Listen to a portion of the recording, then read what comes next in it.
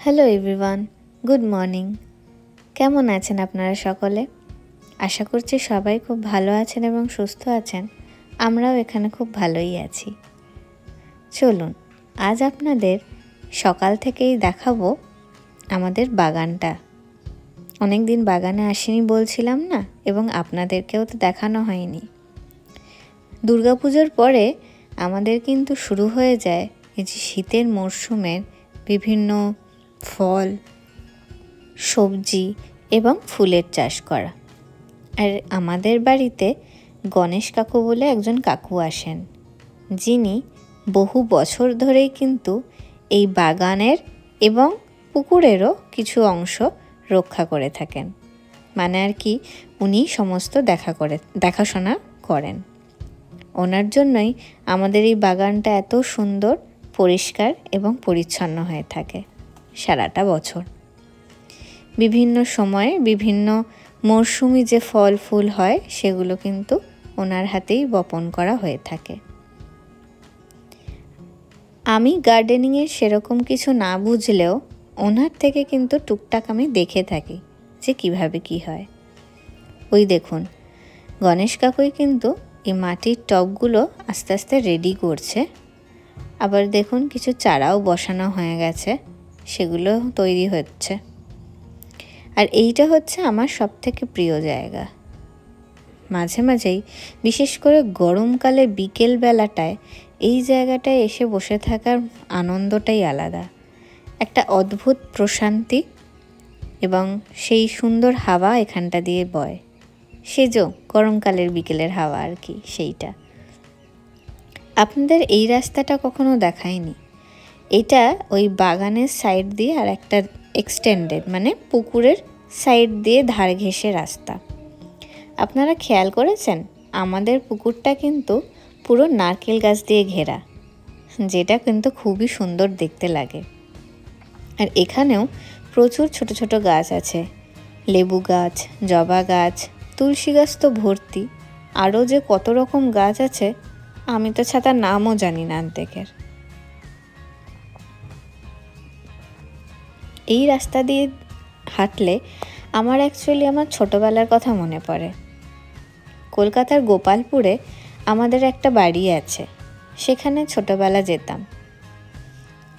এখানের এই রকম একটা রাস্তা ছিল, যেখান দিয়ে গিয়ে আমরা কোথাও একটা খেলতে যেতাম, এবং সেখানে আমরা বিভিন্ন মাটি, পাতা, তারপর সেই টমেটোর মতো ছোট ছোট ফল টল দিয়ে খেলনা বাটি খেলতাম। খুব স্পষ্ট মনে না থাকলেও আবছা আবছা মনে পড়ে এই রাস্তাটা দিয়ে যাওয়ার সময়। আমার এইখানটা খুব প্রিয় জানেন, সেই জন্য আজকে আপনাদের দেখাতে নিয়ে এলাম সকাল সকাল। আর ওই যে দেখলেন ছিপ পড়ে আছে, রাকেশ ওখানে মাছ ধরে। আর এটা হলো বেগুন ক্ষেত আমাদের পাশে, এখানে এখন বেগুনের চাষ হচ্ছে। চলুন আপনাদের আজকে দুটো রেসিপি দেখাই। সেরকম না, সকলেই জানে এবং খুব সহজ রেসিপি। পাবদা মাছের পাতলা ঝোল আর ঝিঙে ভর্তা। বাকি রান্না সকাল সকাল হয়ে গেছে, আজকে একটু বেলা করে এগুলো করব। পাবদা মাছে নুন হলুদ মাখানো হয়ে গেছে, আর এইখানে ঝিঙে ভর্তাগুলো যেগুলো কাটা হয়েছিল সেগুলোকে এখন আমি ব্লেন্ড করে নেব রসুন আর কাঁচা লঙ্কার সাথে। ব্লেন্ড হয়ে গেছে, এর মধ্যে আমি এবার কড়াইতে সর্ষের তেল দিয়ে তার মধ্যে বেশ খানিকটা কালো জিরে দিয়ে দেব। ভর্তা বানাতে একটু বেশি তেল এবং বেশি কালো জিরে লাগে, না হলে ভর্তাটা ঠিক বাইন্ডিং আসে না। তার মধ্যে দিয়ে দিলাম দুটো শুকনো লঙ্কা। এই যে দেখুন আমার পেস্টটা এখানে রেডি হয়ে গেছে, মানে আর কি ঝিঙেটা এখানে আমি ঘুরিয়ে নিয়েছি। এর মধ্যে রসুন আর কাঁচা লঙ্কা আছে। খুব সাবধানে আমি কড়াইতে এটা ঢেলে নেব, কারণ এটা বীভৎস রকমভাবে ফুটে আসে, যেহেতু তেলের মধ্যে জল পড়ে। তো এটা আবার আমি আস্তে আস্তে করতে থাকবো। এটা হতে বেশ সময় লাগবে, পুরোটা শোকাতে। ঝিঙে থেকে এখন জল বেরোবে, তারপর সেটা শোকাবে। ততক্ষণে আমি মাছটা ভাজতে বসিয়ে দেব। ওই যে দেখুন কড়াইতে তেল গরম হয়ে গেছে। এবার আমি পাবদা মাছগুলো ছাড়বো আস্তে আস্তে। পাবদা মাছ কিন্তু খুব ফাটে। আপনারা অবশ্যই পাবদা মাছ কড়াইতে দেওয়ার আগে নুন, হলুদ আর সর্ষের তেল একটু মাখিয়ে নেবেন। এই যে পাবদা মাছ আমার হয়ে গেছে ভাজা, আর বাকি দুটো পোনা মাছ ভাজতে দিলাম। এদিকে টমেটো আর কাঁচা লঙ্কা আমি কেটে রেখেছি, সেইগুলো মাছে দেব, পাতলা ঝোল করব আর কি। আর দেখুন এইখানে কিন্তু ভর্তাটা অনেকটাই রেডি হয়ে এসেছে।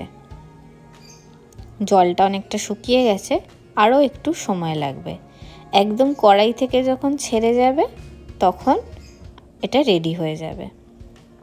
এই যে বলছিলাম না, দেখুন খুন্তিটা নাড়ালেই কড়াই থেকে আপনা আপনি উঠে চলে আসছে। এইবার আমার ভর্তা একদম রেডি হয়ে গেছে। আমি ওখানে মাছের ঝোলের জন্য রেডি করে রেখেছিলাম। এই যে আমার যা সমস্যা, আমি ক্লিপিং নিয়েছি কিন্তু রেকর্ডিং অন করতে ভুলে গেছিলাম, যার ফলে ওখানটা রেকর্ড হয়নি। তো দেখতে দেখতে বিকেলও হয়ে গেছে। এবারে আমি নিচে যাব। আমার সন্ধ্যা দেওয়া আজকে তাড়াতাড়ি হয়ে যাওয়ার পরে আমি সবজি কাটতে বসেছিলাম, কারণ আজকে রান্না হবে ফ্রাইড রাইস আর মাশরুমের চিলি, মানে চিলি মাশরুম। দুটোই ভেজ হবে, কারণ পূর্ণিমা ছিল, বাড়িতে কেউ মাছ, মাংস, ডিম কিছু খাবে না, মানে ভেজ রান্না হবে। সেই জন্য আমি সমস্ত কিছু একবারে নিয়ে টেবিলে বসে বসে কাটছিলাম। আর কানে ভাবছেন কি চলছে? আমি গান শুনতে শুনতে কাজ করি, আমার খুব ভালো লাগে। আমার কাজে একটা ফ্লো থাকে, না হলে আমি মাঝে মাঝে আবার এটা সেটা করতে করতে, এটা ওটা কথা বলতে বলতে গুলিয়ে ফেলি জিনিসপত্র। তো দেখুন আমি এখন এই জিনিসগুলো ভাজতে বসিয়ে দিয়েছি, সবই ভাজছে একসাথে। এর মধ্যে অনেক কিছু আছে, বেল পেপার আছে, অনিয়ন আছে, তার মধ্যে মাশরুম আছে, আর গাজর টাজর তো আছেই। ভাতটা আগে থেকে আমি করে রেখেছিলাম, সেটা দিয়ে দিলাম। এটা কিন্তু ভাতটা কিন্তু 80% কুক হয়েছে, বাকিটা এখানে হবে। খুব বেশি সেদ্ধ করে ফেললে আবার গায়ে গায়ে লেগে যায়। আর আমি এর মধ্যে একটু কর্নও দিয়েছি, বাড়িতে ছিল। দেখতে যেরকম সুন্দর লাগে, কর্ন দিলে কিন্তু টেস্টটাও বেশ সুন্দর হয়। আর হ্যাঁ, এটা কিন্তু বাঙালি ফ্রাইড রাইস না, এটা চাইনিজ ফ্রাইড রাইস হচ্ছে, অর্থাৎ এর মধ্যে সয়া সস যাবে। নুনের মাপটা একটু ভালো করে দেখে নিতে হয় এই ফ্রাইড রাইসে। চিনি খুব একটা যায় না, খুব সামান্য চিনি দেওয়া যেতে পারে, কিন্তু সেটা খুবই কম, জাস্ট টেস্টটাকে ব্যালেন্স করার জন্য, কিন্তু খুব কম যায়। মিষ্টি ভাতটা যেরকম হয় ফ্রাইড রাইস সেটা নয়। এই যে দেখুন রেডি হয়ে গেছে, খুব ইজি রেসিপি। কোনো দিন সময় পেলে আমি আলাদা করে রেসিপিটা আপনাদের দেখাবো। মানে কিছুই না আর কি, সবজিগুলো কেটে নিয়ে ভেজে নাও, তারপর ভাতটাকে তার মধ্যে দিয়ে একটু গোলমরিচ দিয়ে নাড়িয়ে নাও। আর এটা যেমন আমরা চিলি চিকেন করি সেরকমই চিলি মাশরুম। তো শিবজির চেম্বার থেকে এসে একটু হাঁপিয়েই গেছিল, ও বলল চলো ডিনারটা করে একটু বেরোই। তো আমরা এখন স্কুটি নিয়ে একটু বেরোলাম। বেশ রাত হয়ে গেছিল, তবে এখানে রাধা মাধবের পুজো হবে জানেন তো কালকে, তো সেই জন্য ওখানে এখন বাড়ির লোকেরা প্রস্তুতি নিচ্ছে। তো চলুন একটু ঘুরে আসা যাক।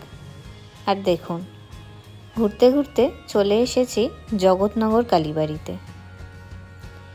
এইখানে আমি একবার কালী পুজোর সময় এসেছিলাম, খুব বড় করে পুজো হয় এবং কালী ঠাকুরের মূর্তিটিও খুব সুন্দর, কিন্তু এই মুহূর্তে তো বন্ধ হয়ে গেছে মন্দির, সেই জন্য আপনাদের ভেতরটা দেখাতে পারলাম না এবং মূর্তিটাও। পরের দিন যখন আসব তখন একটু সময় নিয়ে আসব, আগে থেকে আসব, তখন আপনাদের দেখাবো। আর এই যে ইনি ওখানেই থাকেন জগৎনগর কালীবাড়িতে, ওনার সাথেও দেখা হলো। আমরা এবার বাড়ি ফিরছি, আর ফিরতি পথে সিঙ্গুরের সবথেকে ভালো মিষ্টির দোকান আছে একটা, সেইখান থেকে আমরা নিয়ে নেব রসগোল্লা। সিঙ্গুরের ভালো মিষ্টির দোকান বলতে সত্যনারায়ণই আমরা জানি বা সবাই জানে, কিন্তু এইখানে যে চণ্ডীতলা মিষ্টান্ন ভাণ্ডার আছে সেটা হচ্ছে ওই মির্জাপুর বাঁকিপুর রেল স্টেশনের কাছে। তো সেখান থেকেই আমরা নিয়েছিলাম। আর এই যে রাস্তাটা দেখুন, পূর্ণিমার চাঁদের আলোয় কীরকম লাগছে। অ্যাকচুয়ালি কিন্তু জায়গাটা পুরো অন্ধকার, ওই দেখুন, বুঝতে পারছেন, পুরো অন্ধকার, শুধু স্কুটির লাইটটা দেখা যাচ্ছে। তো এইভাবেই আজকের দিনটা মোটামুটি শেষ হলো। এবার আমরা বাড়ি ফিরবো, বাড়ি ফিরে কিছু টুকটাক কাজ থাকলে করব এবং তারপরে শুয়ে পড়ব।